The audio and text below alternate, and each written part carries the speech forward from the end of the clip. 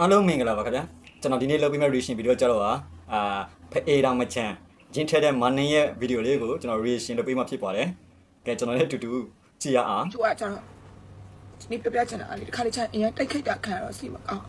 ကိုမှအိမ်ပိုင်မရှိတဲ့အတွက်ကွာအိမ်ပိုင်လိုချင်တေချာနာထားနာလိုချင်တဲ့ခါကျတော့ကွာအိမ်ပိုင်ရောက်ကိုကြိုးစားတာပေါ့နော်နေ့လိုက်တယ်လည်းလွင့်တယ်ပင်မဟုတ်လားလို့ပြောလို့ရှိရင်ပင်မနဲ့အမြဲတမ်းဒါပေမဲ့ကိုအိမ်ပိုင်လိုချင်ခဲ့တာဖြစ်တဲ့အတွက်ကိုကြိုးစားရတဲ့လောက်လည်းအရာတင်ပြီးတော့အစ်စ်ပြေလာတဲ့အတွက်လည်းကိုဝမ်းကားတယ်အခု4500 5000အေးလေးလုံးပေါ့နော်မင်းဝင်နိုင်ခဲ့တယ် live stay ဒီလွင်နေတဲ့ရှော့အဖေမေအတွက်ဒီကောက်နှ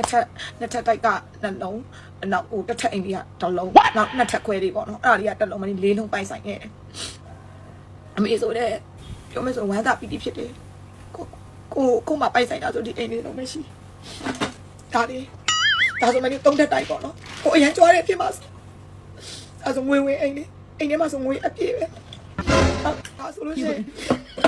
တုံးတက်ကိုဆက်လက်လောင်းထားပြီးတာချန်ငယ်ဆက်လက်တွေပါတယ်ကုန်ကြခါပြီးအော်ဒါဆိုနှစ်ချက်ခွဲမိသားစုများတော့လေစာကလေးတွေပါမင်းရှိမှလေပြန်နေအမြဲတမ်းဆန်ချကျွေးတာဆိုတနာလို့ကိုမပိုင်ဆိုင်တာဒီ light တွေအများကြီးလွှဲလေကိုပြင်မဲ့ဒီအိမ်လေးကိုပိုင်ဆိုင်ကိုဝမ်းသာမနာလို့မဖြစ်ပါနဲ့မင်းကိုတုတ်ကန်တဲ့ကိုရခဲ့တဲ့အိမ်လေးပေါ့နော်စူးစမ်းအားထုတ်မှုနဲ့ဝယ်ခဲ့တဲ့အိမ်လေးဖြစ်တဲ့အတွက်ဒီတိုက်လေးလုံးပေါ့နော်အဲ့ဒါကိုရတာမနာလို့မဖြစ်ကြပါဘူးသူကြည့်ပြီးကျွန်တော်ဒါမှသူ့အိမ်တစ်လုံးချက်ပြီးတော့ပေါ့နော်ဒီတစ်ခုဆို3တက်ခွဲပေါ့နော်3တက်ခွဲတစ်ခုထပ်ပြီးတော့